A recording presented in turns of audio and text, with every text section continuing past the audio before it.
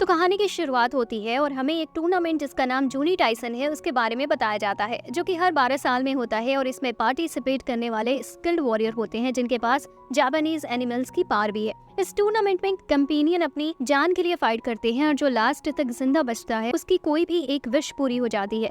जूनी Tyson company में एक पूरी सीट खाली करा दी है वॉरियर्स के फाइट के लिए। फिर हम देखते हैं कि 12 कंपेनियन तैयार थे टूर्नामेंट के लिए, लेकिन उनमें से एक वॉरियर जिसका नाम टेत्सुमी था वो पहले ही मारा गया। टेत्सुमी का भाई एरे भी गेम का हिस्सा था। कुछ देर बाद डुओ तोको सामने आता है जो कि गेम का रेफरी है। वो सभी को गेम के रूल समझाता है और टेबल पर रखे ब्लैक जेम को खाने के लिए कहता है। वो जेम जहरीले हैं। अब उस जेम की वजह से 12 घंटे में खाने वाले की डेथ हो जाएगी और जो भी सभी जेम प्लेयर्स के पेट से लास्ट में लाकर देगा वही विनर होगा। हमें पता चलता है कि योनिमी भी वहाँ थी जो कि लास्ट टूर्नामेंट के विनर की बेटी है। योनिमी इस गेम में जीतने के लिए बहुत मेहनत करती है और बहुत ट्रेनिंग भी। हालांकि गेम में पार्टिसिपेट करने के लिए पहले उसकी छोटी बहन योनो को चुना जाता है, लेकिन योनिमी ये बर्दाश्त नहीं कर पाती है और अपनी बहन को सभी इंसानों को मारने के लिए मोटिवेट करती है।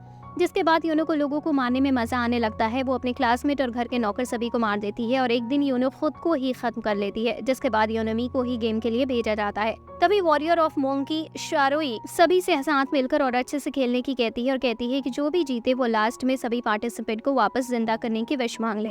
लगभग सभी शारुई की बात से सहमत दिखते हैं, लेकिन तभी जमीन टूटती है और सभी नीचे गिर जाते हैं। योनोमी युयागी के सामने आती है। युयागी वॉरियर ऑफ रैबिट है। योनोमी फाइट के लिए प्लान ही कर रही होती है, लेकिन तभी उसे कोई पीछे से पकड़ लेता है। योनोमी देखती है कि वो टेत्सुमी की डेड बॉडी थी जिसे अब युयागी कंट्रोल कर रहा है। युयागी योनोमी को मार देता है। इस गेम में कोई रूल नहीं है, कोई भी किसी भी तरह किसी को भी मार सकता है। सभी पार्टिसिपेट पूरी सिटी में फैल जाते हैं। शारुई जो कि काफी वीक दिखती है, लेकिन उसके पास भी काफी स्ट्रॉन्ग स्किल्स है।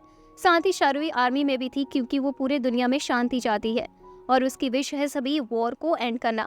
फिर हम दात्सुगु को देखते हैं जो कि वॉरियर ऑफ वुल्फ है, जिसे वो जैम खाने से पहले ही पता चल गया था। वो जैम जहरीला है, इसलिए उसने खाने से पहले ही अपनी बॉडी में उसका एंटीडोट बनाया, उसके बाद उसे खाया। अब दात्सुगु छुप जाता है और सिर्फ पार्टिसिपेंट्स की कम होने का इंतजार करने लगता है, लेकिन तभी एक दूसरा कंपेनियन दात्सुगु को ढूंढ लेता है। उस कंपेनियन का नाम नियोटोरी है जो कि वॉरियर ऑफ चिकन है। नियोटोरी दात्सुगु के साथ टीम अप करने आई थी क्योंकि नियोटोरी ज्यादा स्ट्रॉन्ग तो नहीं है, लेकिन वो अपनी स्किल की मदद से बर्ड्स के साथ बात कर सकती है और इसकी मदद से वो आसानी से किसी की भी लोकेशन का पता लगा सकती है। क्योंकि युयागी अपने ज़ॉम्बीज की एक आर्मी बना रहा है, इसलिए दात्सुगु नियोटोरी के साथ टीम अप कर लेता है जिससे वो युयागी की लोकेशन का पता लगाकर उसे मार सके।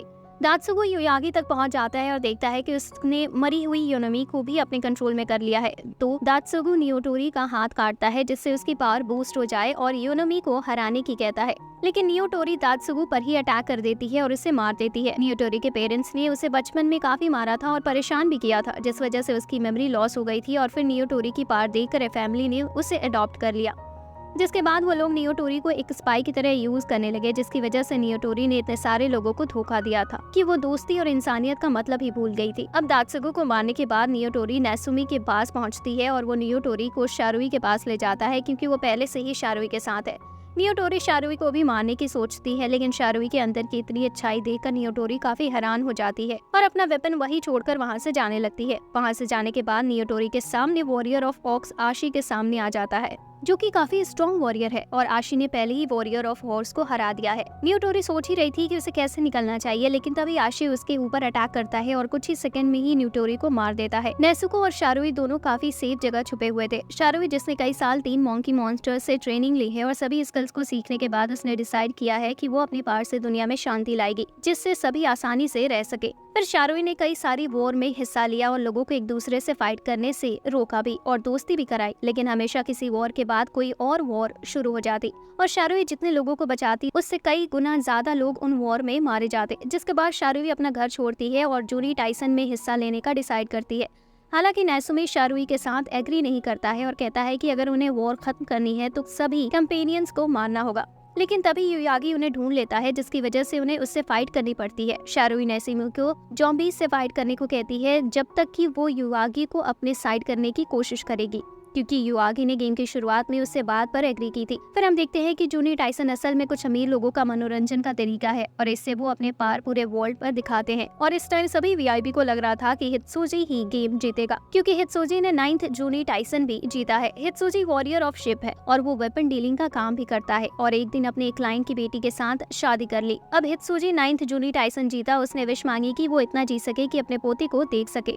लेकिन फिर हित्सुजी को पता चलता है कि इस बार के गेम में उसके पोते को बुलाया जा रहा है, लेकिन वो अपने पोते को खतरे में नहीं डालना चाहता था। इसलिए हित्सुजी ने खुद हिस्सा लेने का फैसला किया। लेकिन हित्सुजी अब बूढ़ा हो चुका है, इस वजह से वो फिजिकल पावर में बहुत वीक है। तो हित्सुजी अपने एक्सपीरियंस से जीतने का प्लान बनाता है और जब सभी को जेम खाने को कहा गया था तब हित्सुजी ने उसे नहीं खाया बल्कि अपनी दाढ़ी में छुपा लिया, जिससे वो सभी को विश्वास दिला सके कि वो बिना किसी को काटे जेम उनकी बॉडी से निकाल सकता है और सभी को अपने साथ कर ले। तो अब हित्सुजी स्ट्रॉन्ग वॉरियर की तलाश में निकल जाता है, लेकिन उसे एक वीक वॉरियर टोरी मिलता है जो कि वॉरियर ऑफ टाइगर है। हित्सुजी टोरा की वीक समझने की भूल करता है और उस पर अटैक कर देता है क्योंकि वो काफी ज्यादा नशे में भी दिख रही थी, लेकिन टोरा अपने एक ही अटैक में हित्सुजी को खत्म कर देती है। दूसरी तरफ शारुई ने युआगी के सभी अटैक समझ लिए थे और अब उसे यकीन हो गया था कि युआगी उसे नहीं हरा सकता। तभी युआगी भागने लगता है और तेत्सुमी के सर का इस्तेमाल करके शारुई पर अटैक कर देता है, जिससे शारुई की मौत हो जाती है।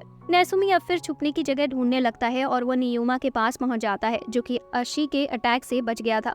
लेकिन आशी के अटैक इतने ज्यादा फास्ट थे कि वो उस पर अटैक ही नहीं कर पाता और भाग जाता है।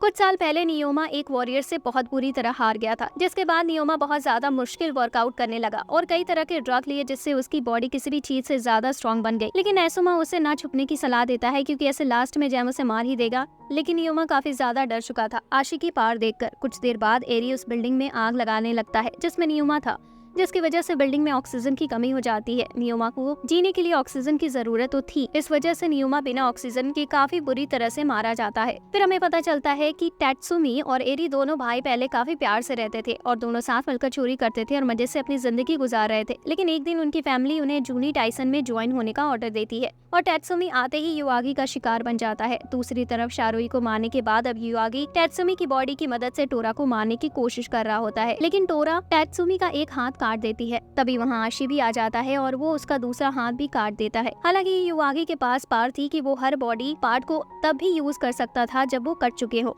युआगी एक हाथ से आशी का गला पकड़ लेता है और तेत्सुमी के दूसरे हाथ से टोरा का गला पकड़ लेता है, जिससे उनका दम घुटने लगता है। आशी किसी की जल्दी मदद नहीं लेता, लेकिन इन हालातों में उसे अपने रूल बदलने पड़ते हैं और टोरा के मुंह से निकली अल्कोहल पर अपनी स्वॉर्ड मारता है, जिससे चिंगारी निकलती है और अल्कोहल जलने लगती है, जिससे तेत्सुमी का हाथ भी जल जाता है। फिर टोरा अपनी जलती हुई जैकेट आशी की तरफ फेंकती है और आशी भी तेत्सुमी के हाथ से फ्री हो जाता है, जिसके बाद आशी और टोरा युआगी के साथ मिलकर फाइट करने के लिए तैयार हो जाते हैं।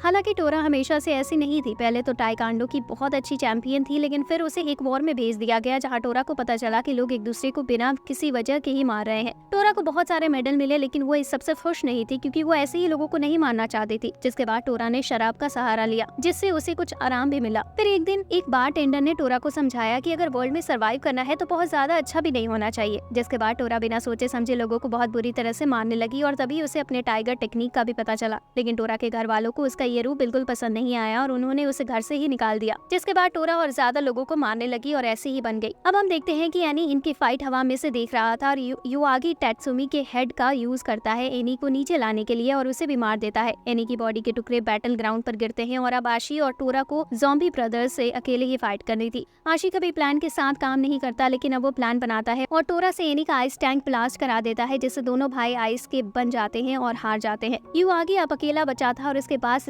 इतनी पावर भी नहीं थी कि वो आशी और टोरा से अकेले फाइट कर पाए। कुछ ही सेकंड में आशी और टोरा युआगी को मार देते हैं। अब ज्यादातर प्लेयर्स मर चुके थे, तो आशी और टोरा फाइट करने का डिसाइड करते हैं। लेकिन ये पहली बार नहीं था जब आशी और टोरा मिले थे। इससे पहले एक बार बैटल फील्ड पर आशी ने टोरा की जान बचाई थी और उसे सिटीजन समझकर कैंप तक ले गया था। आशी के पार देखकर टोरा काफी इम्प्रेस हुई और उसने भी काफी मेहनत के साथ ट्रेनिंग करनी शुरू कर दी। फिर टोरा को जूली टाइसन के बारे में पता चला और उसे पता था कि एक आशी जैसा वॉरियर वहाँ जरूर आएगा, इसलिए वो अपनी फैमिली के पास गई और उनसे रिक्वेस्ट की जिससे वो अपनी फैमिली को रिप्रेजेंट कर सके गेम में। टोरा आशी से मिलती भी है, लेकिन वो काफी निराश हो जाती है क्योंकि आशी टोरा को पहचानता ही नहीं है। हालांकि अब टोरा खुश थी कि वो अपने आइडियल से डुओ कर सकती है, लेकिन तभी टोरा देखती है कि ज़ॉम्बी के बॉडी पार्ट्स आशी पर अटैक करने वाले हैं। तो टोरा भागती है और वो अटैक अपने ही ऊपर ले लेती है। आशी की जिंदगी पहली बार किसी ने बचाई थी, तो वो टोरा को मरने नहीं देना चाहता था, इसलिए वो उसे लेकर भागने लगता है।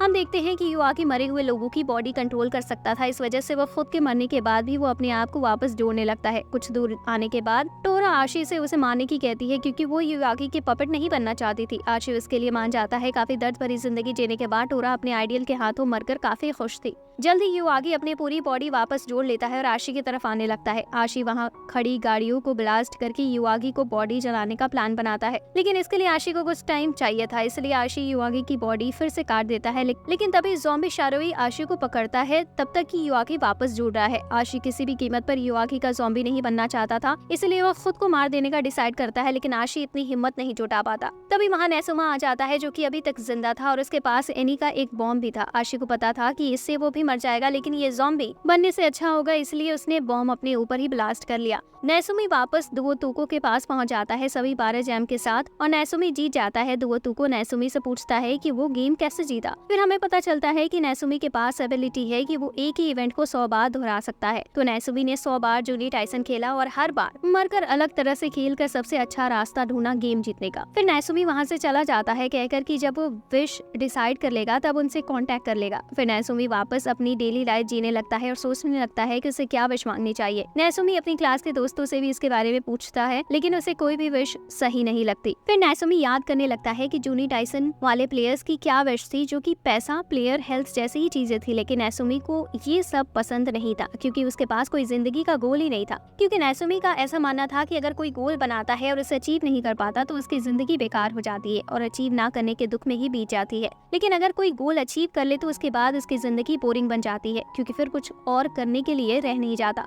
नेसुमी सभी प्लेयर्स को वापस लाने की सोचता है, लेकिन वो भी बेकार ही रहेगा क्योंकि वो सभी एक तरह से क्लोन ही हुए। फिर नेसुमी अपने 100 टाइम रिवर्स को 1000 टाइम करने की सोचता है, लेकिन इससे भी वो उन पल को नहीं भूल पाएगा जो उसे सहने पड़े थे जूनी टाइसन में। कई दिन निकल जाते हैं और नेसुमी कई विश के बारे में सोचता है, जैसे कि अपनी एक विश को 100 में बदल लेना, लेकिन इससे सोचना और ज्यादा मुश्किल हो जाएगा। फिर दुओ तुको आ जाता है और नेसुमी से उसकी विश पूछता है। नेसुमी बहुत परेशान होने के बाद कहता है कि उसकी विश है कि वो भूल जाए कि कभी उसके पास विश मांगने का कोई चांस भी था। अब इससे नेसुमी को शांति मिलती है जिसके लिए वो हमेशा से परेशान था। अब एनिमे का द एंड होता है। अगर आपको ये वीडियो अच्छी लगी हो तो वीडियो को लाइक करें और चैनल को सब्सक्राइब करें, साथ ही साथ बेल आइकन को दबाएं ताकि नेक्स्ट वीडियो का नोटिफिकेशन आप तक सबसे पहले पहुंचे। यहाँ तक देखने के लिए आपका बहुत बहुत शुक्रिया।